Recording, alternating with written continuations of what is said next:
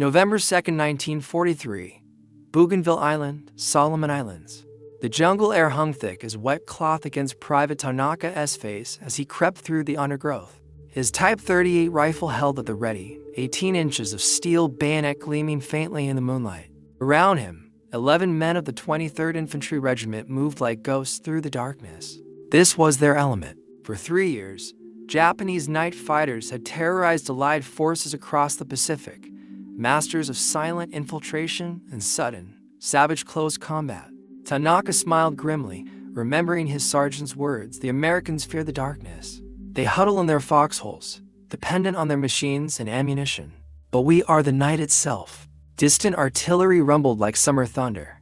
American 105s, Tanaka recognized, firing blind harassment rounds. Let them waste their shells.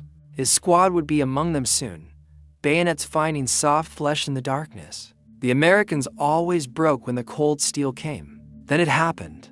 A sound unlike anything in 3 years of combat. An explosion of noise so close it seemed to come from inside his skull. Not the sharp crack of a rifle, but a roar that filled the jungle. The vegetation to his left simply disappeared, shredded by something that defied understanding. The Japanese military's confidence in close combat wasn't mere bravado. It was doctrine drilled into every soldier from their first day of training. At the Imperial Army Academy, cadets spent 32 hours each week practicing bayonet techniques compared to just 8 hours on marksmanship. The 1940 infantry manual stated bluntly, "The spiritual strength of the Japanese soldier makes one man equal to 10 enemies." Western soldiers, corrupted by material comfort, cannot withstand the shock of cold steel. This wasn't propaganda for public consumption. Internal military assessments from 1941 dismissed American forces as spiritually weak, dependent on mechanical warfare, incapable of matching the Japanese warrior in test of individual courage. Colonel Masanobu Tsuji, architect of Japan's Malayan campaign, wrote in his tactical analysis, "The Americans hide behind their machines. When forced to fight man-to-man, they crumble like wet paper." The evidence seemed overwhelming. In China, Japanese bayonet charges had shattered numerically superior forces. In the Philippines, American and Filipino troops had fled before the Banzai attacks. At Singapore, 30,000 British troops surrendered to a smaller Japanese force that had simply outfought them at close quarters. Every Japanese soldier memorized the Bushido principle, the way of the warrior is death. They trained to embrace combat at arm's length where spiritual strength mattered more than industrial production. While Americans counted ammunition, Japanese soldiers counted the hours spent perfecting the thrust, parry, and killing stroke. Lieutenant General Harukichi Hyakutake, commanding Japanese forces in the Solomons, summarized the prevailing wisdom in October 1943. Night belongs to the Japanese soldier. In darkness, when American technology fails, our spiritual superiority becomes absolute. One Japanese soldier with a bayonet is worth a squad of Americans with their machines. The first warnings came from Guadalcanal, though few Japanese commanders recognized them as such. On August 21, 1942, 9 days after the Marine landing, Sergeant Yoshio Takahashi led his squad in a pre-dawn infiltration near the Ilu River, moving through kunai grass toward Marine positions, supremely confident. Then came a sound none of them had heard before, a metallic chunk followed by a roar that seemed to fill the entire jungle. Private Kenji Nakamura, one of 3 survivors, later wrote in his diary, "Sergeant Takahashi simply disappeared. Where he had been standing, there was only red mist and shredded vegetation." The thunderstick spoke again, and Corporal Ito was thrown backward as if kicked by an invisible giant. The Marines of Edson S. Raiders had brought something new to the Pacific. Winchester Model 97 pump-action shotguns loaded with double-aught buckshot. Corporal Jim Bradley, manning one of these weapons that night, recalled, "They came at us screaming, bayonets flashing. At 30 yards, I started firing. The buckshot spread out like a steel net. Each shell put 9.33 caliber balls downrange. You couldn't miss it." Initial Japanese reports struggled to comprehend what they'd encountered. Captain Akira Yamamoto, as after-action report from August 23rd, described a weapon of multiple projectiles effective at night combat ranges, wielded without honor by Marines who refused proper combat. He recommended that this cowardly device be countered by increased spiritual determination and faster movement, but the Marines kept their shotguns talking. During the Battle of Bloody Ridge in September, Marine raiders stopped 3 successive banzai charges, their shotguns creating what one Japanese survivor called walls of metal rain. Lieutenant Tadashi Suzuki wrote home, "The Americans have a demon weapon. It speaks with thunder and throws metal rain that cuts down entire squads." Still, Japanese high command dismissed these reports. General Hayakutaki's staff concluded the shotgun was a terror weapon used by Americans who lacked the courage for proper combat, and they issued orders emphasizing that spiritual strength and speed will overcome any mechanical device. The lessons of Guadalcanal went unheeded. Japanese military culture couldn't yet accept that their mastery of close combat was being negated by American firepower. That education would come later, written in blood across a dozen more islands. By mid-1943, the evidence was becoming impossible to ignore. On New Georgia, Captain Ichiro Yamamoto's company, 187 veteran soldiers, launched a textbook night infiltration against Marine positions near Munda Airfield on July 17th. They moved in perfect silence, bayonets blackened, confident in 3 years of combat experience. By dawn, 163 were dead or dying. The Marine defenders reported firing over 1,000 shotgun shells in less than 20 minutes. Dr. Hiroshi Tanaka, chief surgeon at the 17th Field Hospital, documented what he called the shotgun syndrome in his medical reports. Traditional battlefield surgery prepared us for single projectile wounds. These American weapons create multiple wound channels, 9, sometimes 12 separate entries. The trauma is catastrophic. Men hit at 30 meters showed damage consistent with artillery strikes. The statistics were stark. Japanese casualty analysis from the Central Solomons campaign showed banzai charges against rifle-armed Americans succeeded 30% of the time, with 40 to 60% casualties. Against shotgun-equipped units, the success rate dropped to 0, with casualties exceeding 85%. Colonel Taro Ito, reviewing these numbers, wrote in his private journal, "Our night attacks have become suicide. The Americans have learned to make the darkness their ally." At Cape Torquina, Bougainville, the full horror became clear. On November 7, 1943, Major Chigusa's battalion, 850 men trained specifically in night infiltration tactics, attempted to overrun Marine positions held by the 3rd Raider Battalion. The Marines had positioned themselves in interlocking fields of fire, shotguns loaded with buckshot. Sergeant Yukio Mishima survived by playing dead among his shredded squad mates, and his testimony to military investigators was damning. "We could not close the distance." At 40 meters, the thunder began. Men fell in groups, not singly. The jungle itself seemed to explode with metal. I saw Lieutenant Hagawa take a full blast. His chest opened like a flower. There was no glory, no combat, only execution. The 17th Army's intelligence section compiled a secret report analyzing the Cape Torquina disaster. 89% of casualties came from shotgun wounds. Average engagement range, 25 meters. Average time from first contact to unit destruction for minutes. The report's conclusion was revolutionary for Japanese military thinking.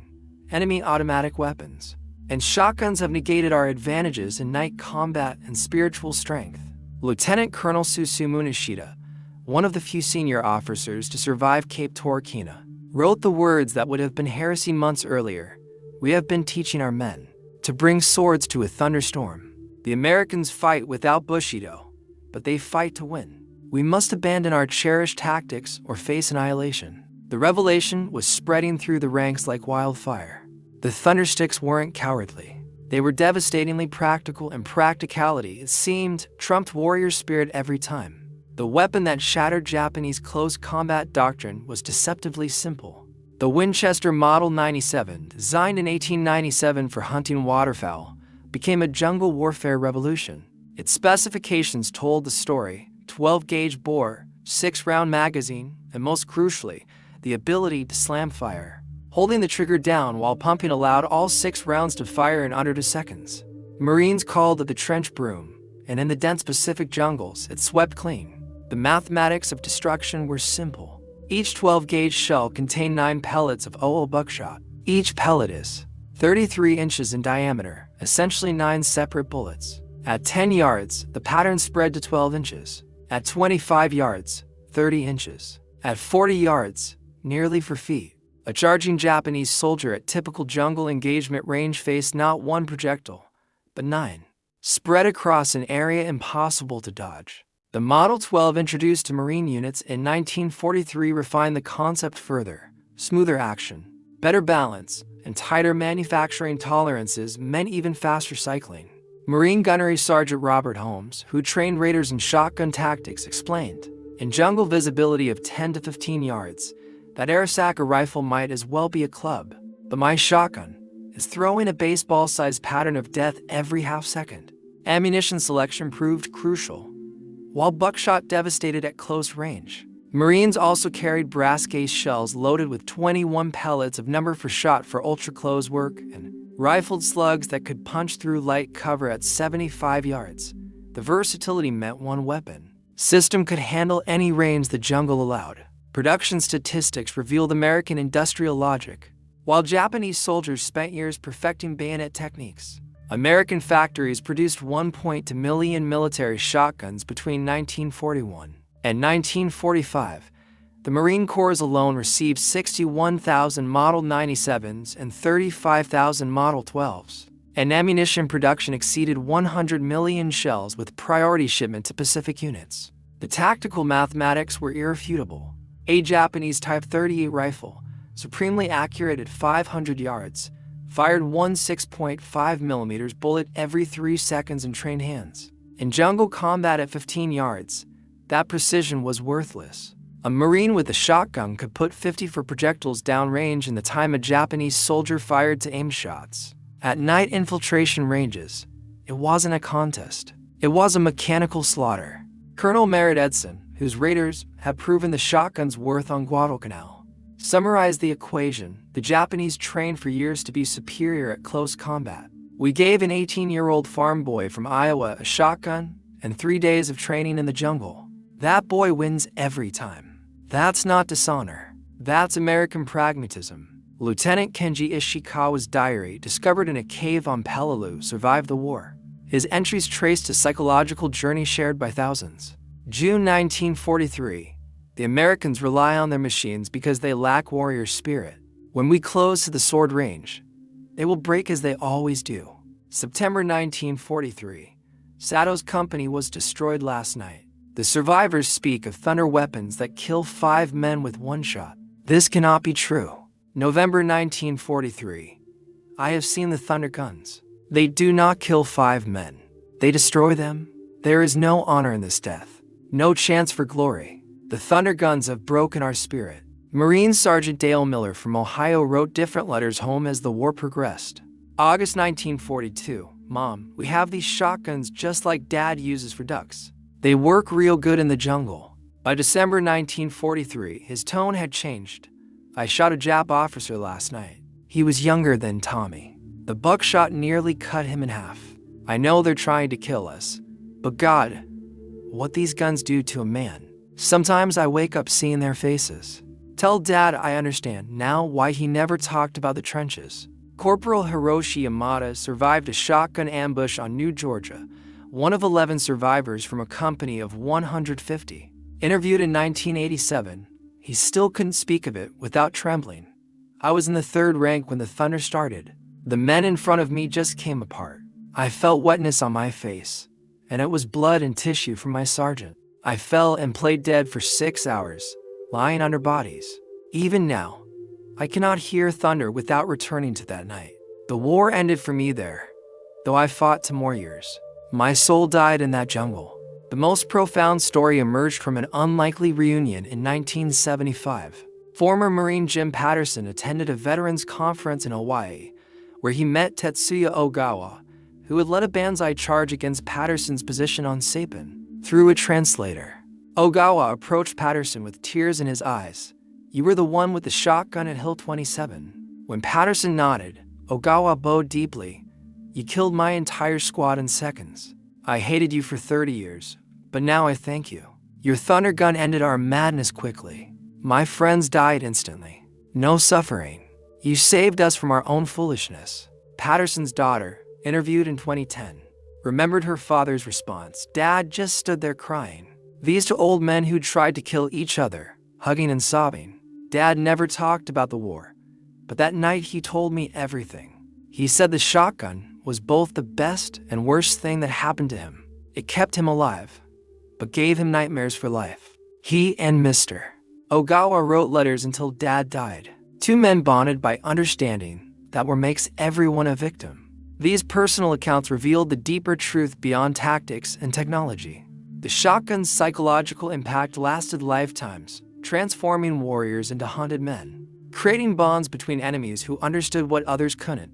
That efficiency in killing carried its own terrible burden. The transformation became official on Peleliu. In September 1944, the 1st Marine Division expected the familiar pattern: fierce initial resistance followed by suicidal banzai charges that, while deadly, ultimately hastened Japanese defeat. Instead, they found something unprecedented: Japanese forces that refused to leave their positions, refused to charge, refused to die gloriously. Colonel Kunio Nakagawa, commanding Peleliu's defenders, had received new orders from General Sade Inoue that would have been unthinkable a year earlier. Spiritual strength alone cannot overcome American firepower. Each soldier will fight from prepared positions. There will be no banzai charges. Make the Americans come to you.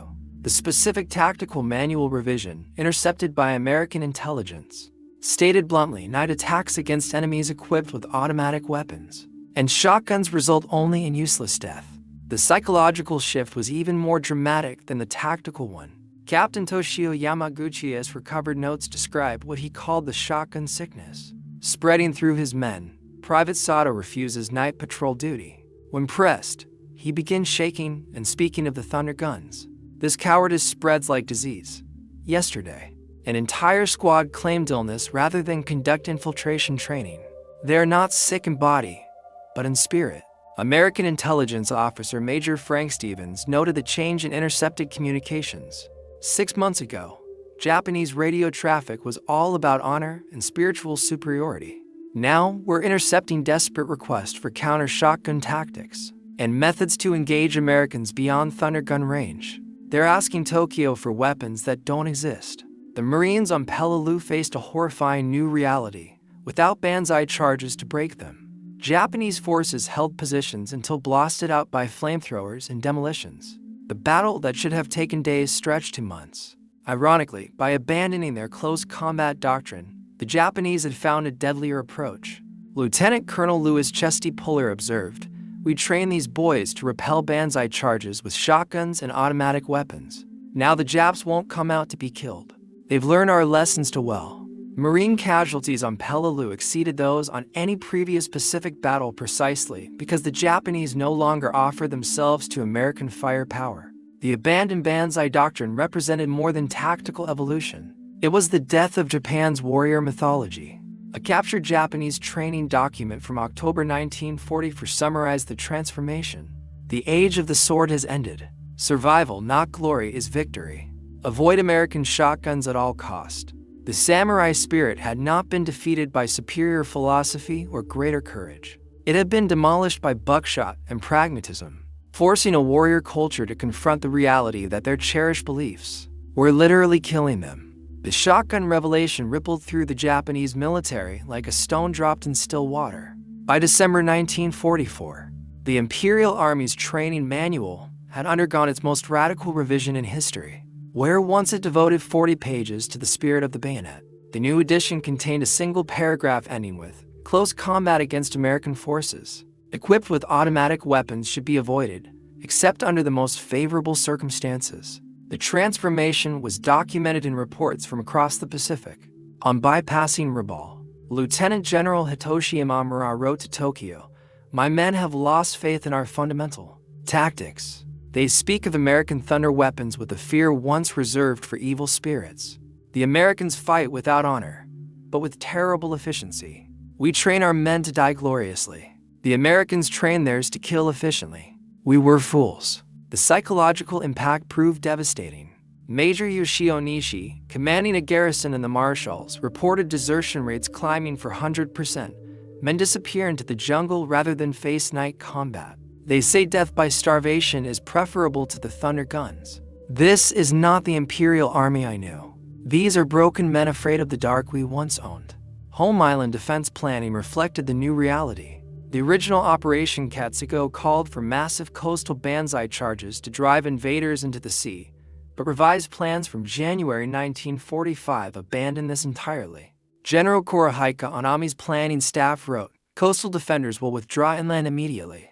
No close combat engagements. Artillery and mortars will engage American forces at maximum range." The samurai sword had been replaced by the desperate hope of making invasion too costly through distance and attrition.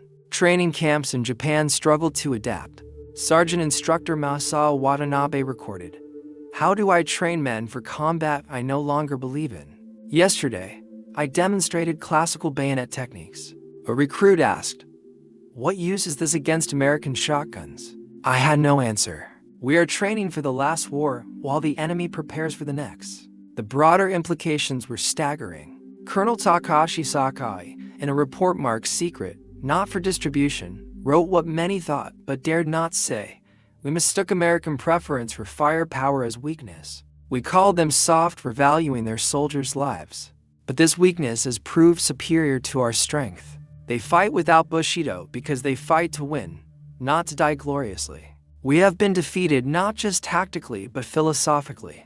By early 1945, the Japanese military had effectively abandoned every principle that defined its warrior culture.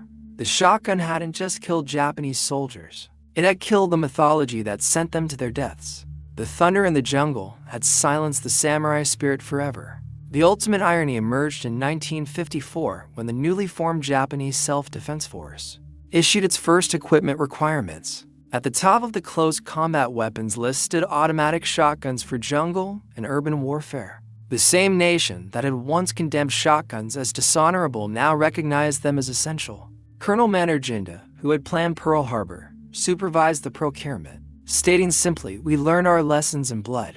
Only fools ignore such education." Post-war military studies were brutally honest. The 1950 Pacific War Tactical Analysis, commissioned by the Japanese government, devoted an entire chapter to the shotgun factor, concluding, American close combat superiority stemmed not from courage, but from practical weapon selection. The shotgun represented perfect adaptation to Pacific combat conditions. Our refusal to acknowledge this reality caused approximately 70,000 unnecessary casualties. Veterans associations struggled with the trauma. At the 1960 Pacific War Veterans Conference in Tokyo, survivor Tadashi Kimura spoke for many. "We cannot forget the thunder guns. Young men today ask why we feared American weapons.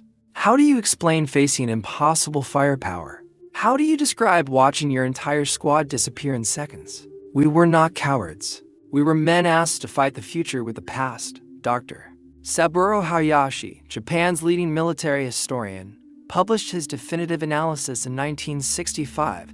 "The shotgun debate represents our entire wartime failure.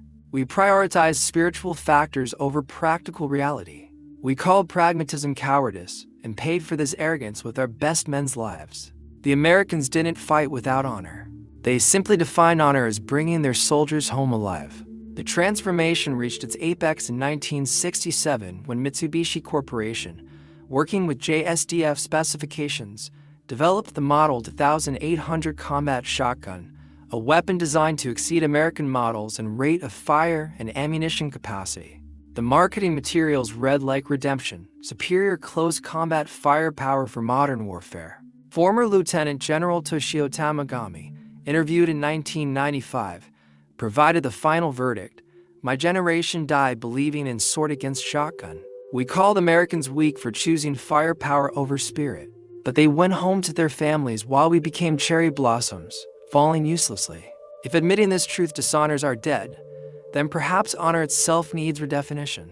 By the 1970s, Japanese military doctrine had completely reversed. Training manuals emphasized firepower, technology, and force preservation.